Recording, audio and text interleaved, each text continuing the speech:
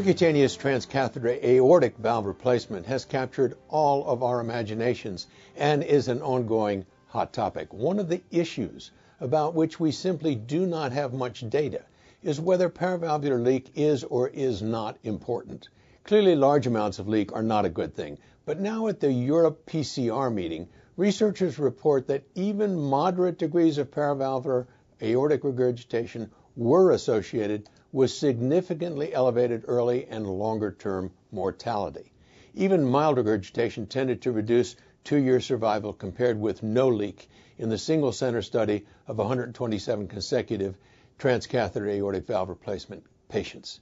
In a second study presented at the same session at the conference, moderate to severe paravalvular leaks were more common with valves too small for the annulus.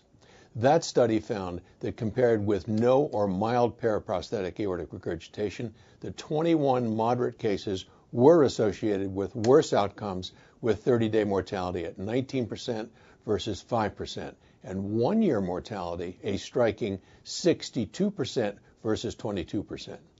2-year cumulative survival rates also declined with greater levels of regurgitation. One problem with these studies, of course, is that it is difficult to quantitate aortic regurgitation, just as it is to quantitate mitral regurgitation. We certainly need a standardized manner to measure AR. Once that is established, larger studies will help us to evaluate what paravalvular leaks really mean.